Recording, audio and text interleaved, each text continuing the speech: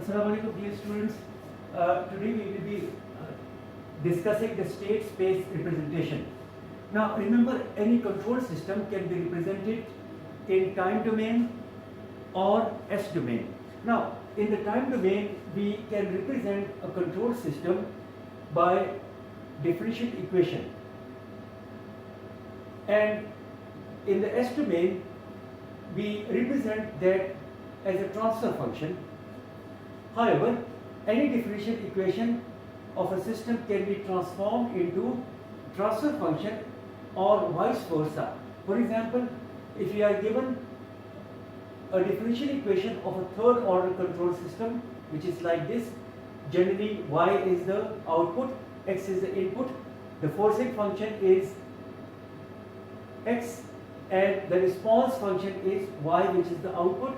So by taking the Laplace transform, we can simply say that this is equal to 2s cube y s 3s square ys plus 4s ys. We are not going to use the initial conditions over here, and then we have ys, and then finally we have xs.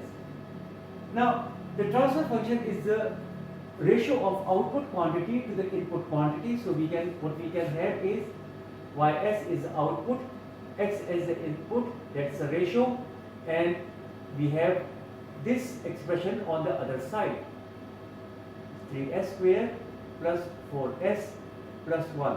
However, to standardize this thing, we take 2 common, and then it becomes 1 by 2 on the top, and the rest you can simplify on your own.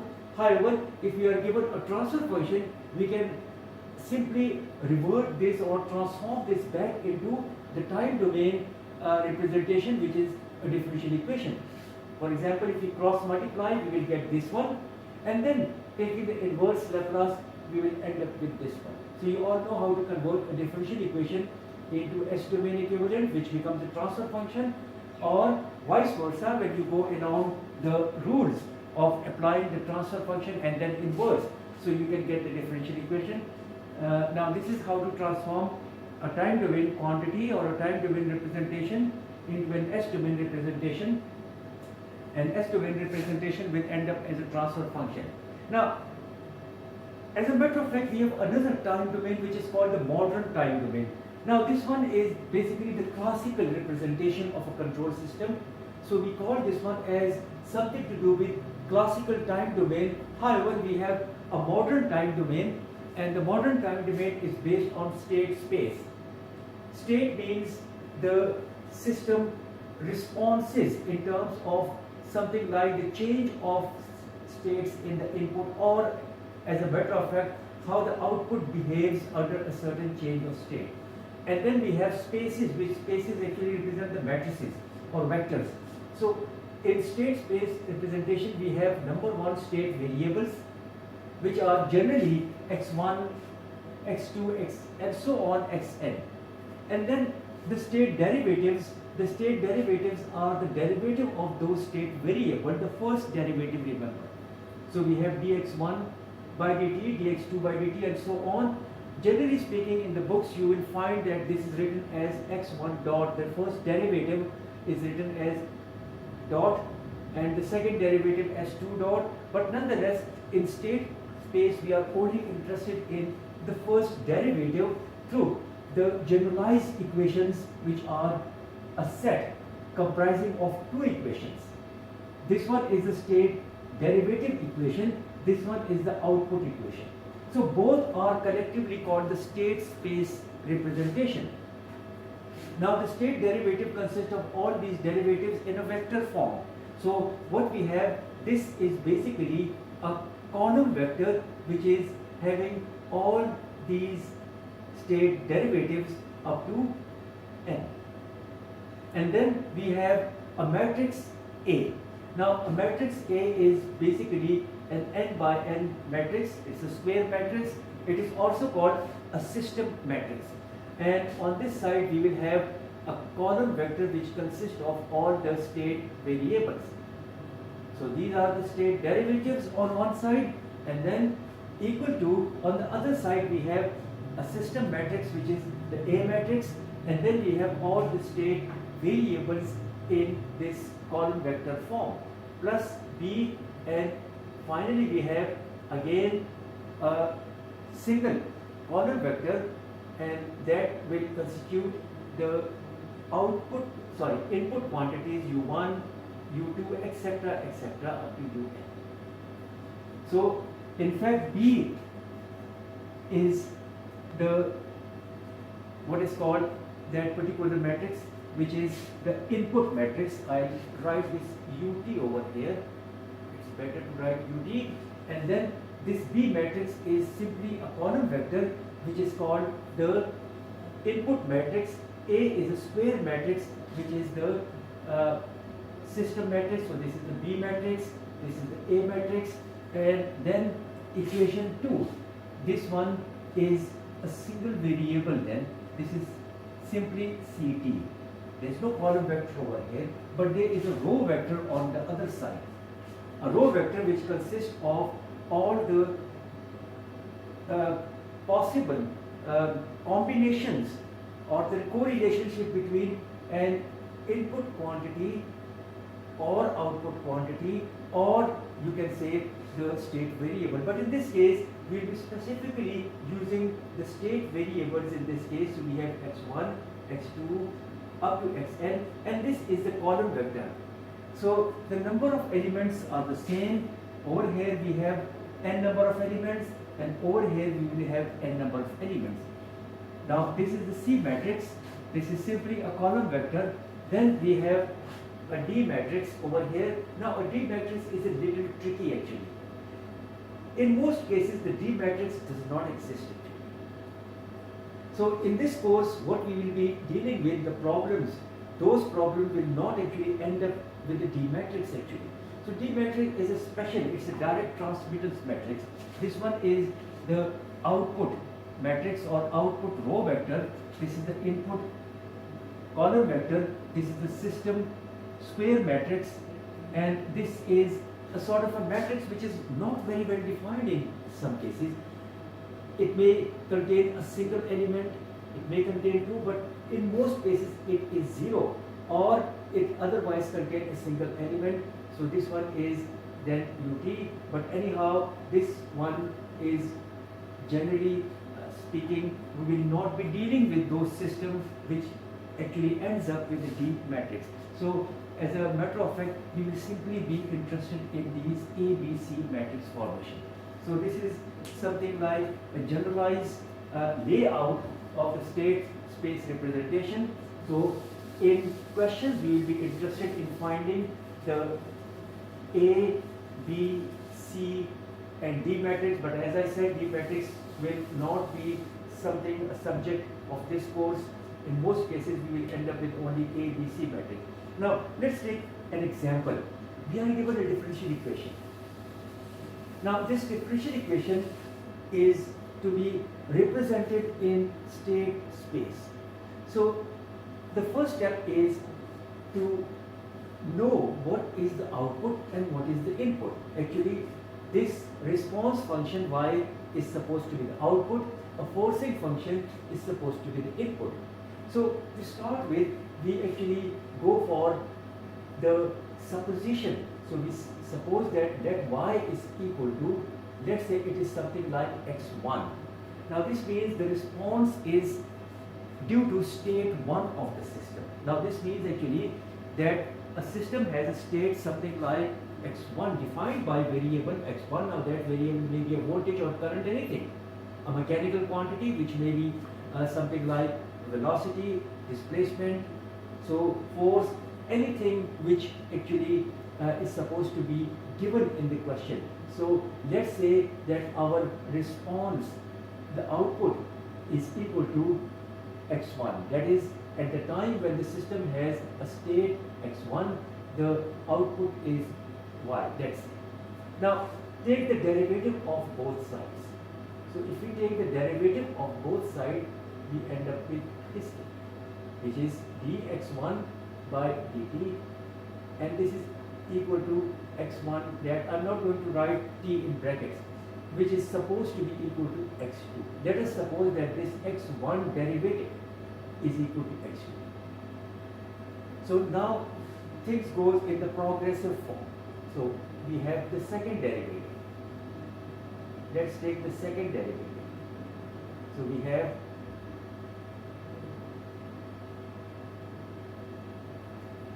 and then we have x1. So anyhow this becomes x2 double dot, but I am not going to write this thing. However, I will actually write this one as x2 dot, which is equal to x3. Because this one is x1 double dot, as I will be not using that double dot convention anymore. So anyhow, this derivative is equal to x2, this derivative. So the double derivative will be x2 derivative, which is equal to x3. Now take the third derivative. Third derivative is this one. So we directly go for this one. So if we take the derivative of this thing, which is equal to this thing, so this is x d3 by dt, which is equal to x3 dot, and that is equal to x4, but we will not be needing x4 anyhow, you will see that. Now we end up, because the highest power is the third derivative in this case, or the highest derivative is the third derivative. So in this case, what we are actually doing is to comply with the given order of the differential equation. Now to represent, so we write the given differential equation in something like this form. d3, I will be using a capital D over here, capital D, y is equal to, and all the other terms are transported on the other side. So we have minus 3d square y minus 4 dy minus y plus x. Now we simply get rid of this 2. So we have 3 by 2, this becomes 2, and over here we will have 1 over 2, and over here we will have 1 over 2. So this is the standard formation. Now we have the third derivative, which is this one. So this one is by definition x3 dot, x3 dot. So we end up with the first derivative anyhow. As I said, we will be talking about the first derivative only. But this is the third derivative. So this third derivative of y is equal to basically x3 dot. And then 3 by 2. Now this d square y is the second derivative. So d square y is equal to this one, and this is equal to x3. So we have x3. Now on this side we won't be writing the derivatives actually, but only on this side we will be talking about the derivatives. Minus 2, then dy is the first derivative. So first derivative is x1 dot, but this is equal to x2. Minus 1 over y, and y is equal to, of course, x1. Plus 1 over 2 x. Now, in fact, we are on to x3 derivative, x3 dot. But then we have x2 dot as well. Now x2 dot is equal to x3. And then we have x1 dot. So we all end up with the 3 state variables, which is equal to x. So now we have a set which complies with this one. Now let's write this one. We have x1, you can write it in this order if you like, or just leave it as it is. But anyhow, I will advise for writing this in this order, that is x1 first and then x3 is equal to. Now, we form the A matrix. But before we form the A matrix, let's write the state variable column vector in this case, which consists of x1, x2, x3. So now start with the first one. We have coefficient of x1 0. There is a coefficient of x1 which is 1. So we have x3 0, x1 0. Now this equation, we have x3 which is equal to 1 and all other are 0. For x3 we have minus 1 over 2. This one is x1 and then we have minus 2, and then finally we have minus 3 by 2. Plus, of course, there is an input quantity as well, which is this one. If you look at, this is the input quantity, so we have plus, it will form the B matrix. So we have X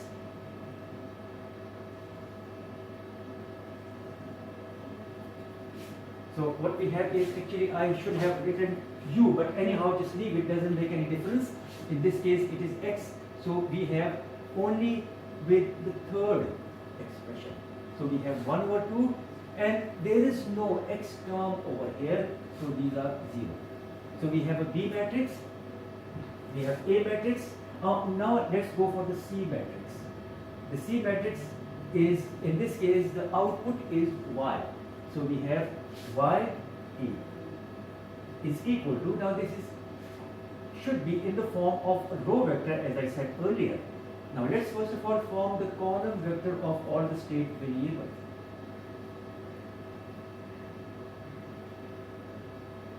Now let's see what we have. Y is equal to x1 only.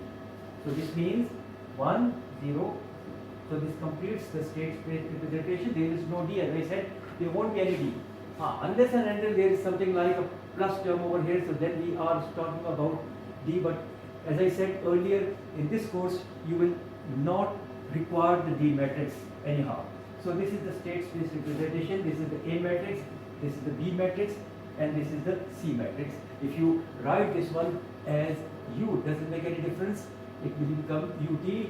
So anyhow you can change things over here, so you can write UT over here, UT over here, doesn't make any difference if you first of all define things that this is the input quantity.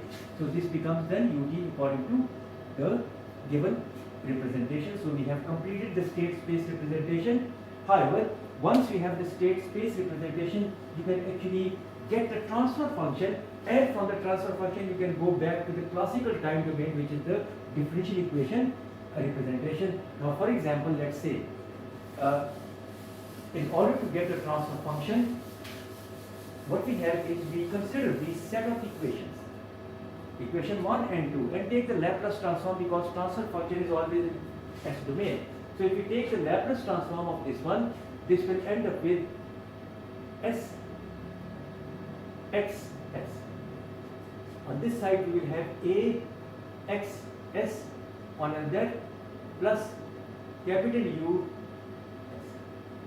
Now in for control system we better write this one as R, because we have a reference input which is designated by R. So we go from the generalized form into a more specific form, in which case the output should be C and the input is the reference. So I just replace this with capital R, and then we take the Laplace transform of the second equation, which is C S is equal to C X S plus D R S. Now this is equation 1A and this is equation 2A. So these are the Laplace transform of those corresponding equation in the time domain. Now from this equation we can say that Sxx minus Axx is equal to D R S.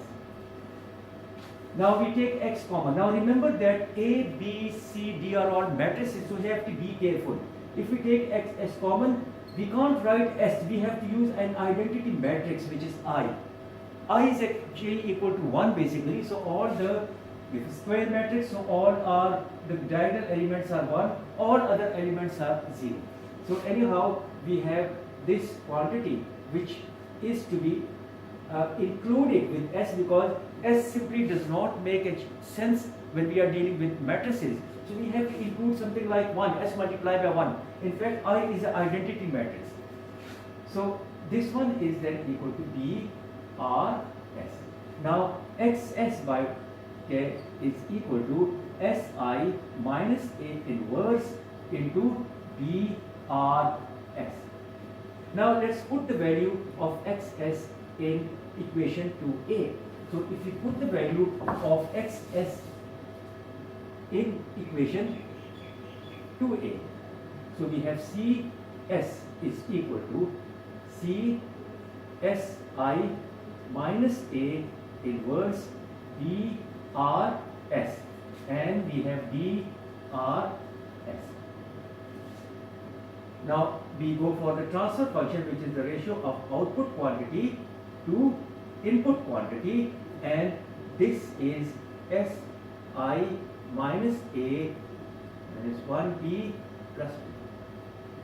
So this becomes the quantity on the right hand side is then the transfer function.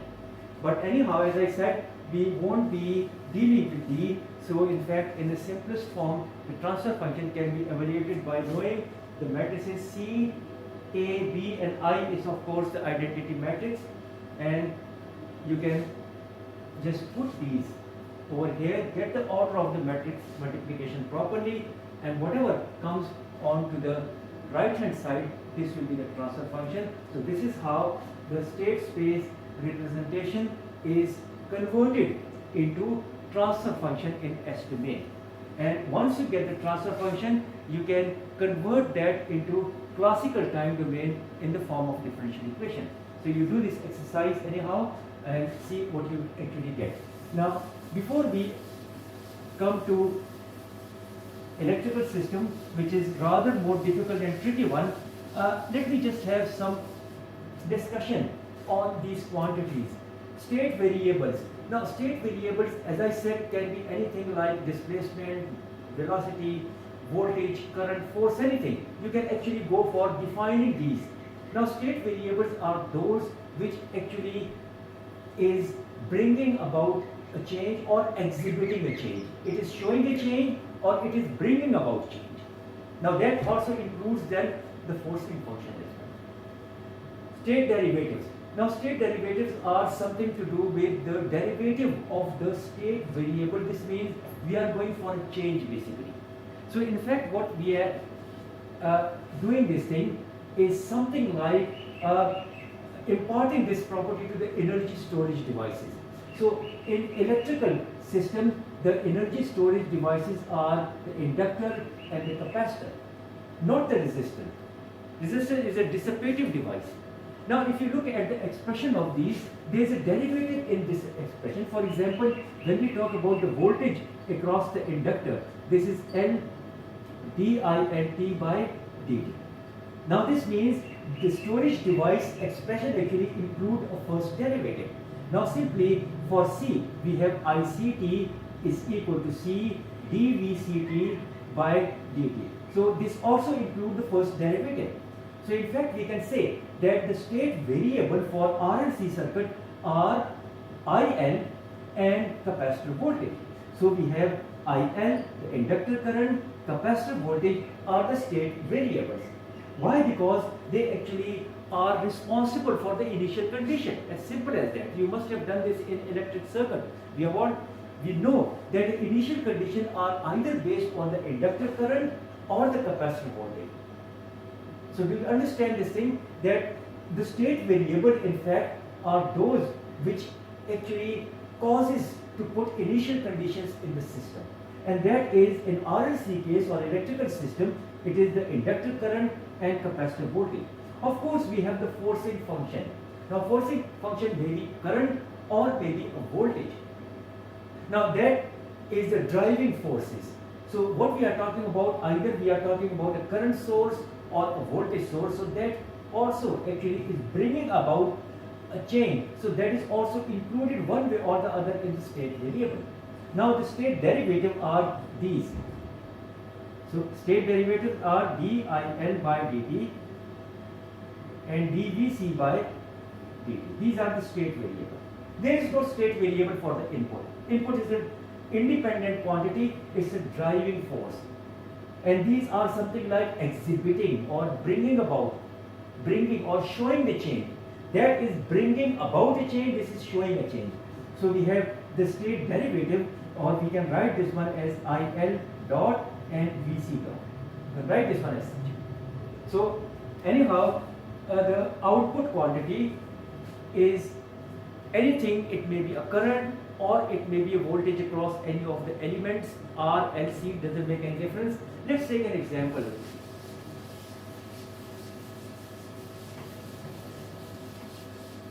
Now, the example is a simple combination of R and C. We have Vt. Let's say we have inductor. We have a resistor. We have a resistor, let's say. We have a capacitor.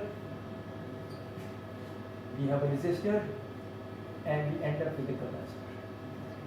Now this is consisting of three energy storage devices. Let's say all the values are 1 ohm, 1 ohm, this is 1 farad, this is 1 farad, this is 1 ohm, this is 1 Henry. So this go for some sort of simplicity. Now this circuit consists of 3 loops and 2 nodes. As a matter of fact, you are given this quantity. The circuit is given to you in question. Now input is anyhow this driving force. It's a common sense that there is only one driving force that is there. Now what about the output? The examiner is going to give you the output, whatever he likes to. So it may be a current, it may be a voltage. So let's say that the output is this capacitor voltage. This is the output quantity. So input quantity is defined as Vt and the output quantity is V naught T. Now let's define the state variables in this case. The state variables are the inductor current. And then there are 2 capacitors. For the first capacitor, the voltage is Vc1, and for the second capacitor, the voltage is Vc2. So we have 3 state variables. In fact, we can include this one as something like an arbitrary, this is a forcing function, and it brings about a change of state. Now the state derivatives, dIL by dt, dVc1 by dt, and then we have dVc2 by dt. Now there is no multiple, there shouldn't be any multiple. Remember, it is not LdIL by, it's not C, there is no C.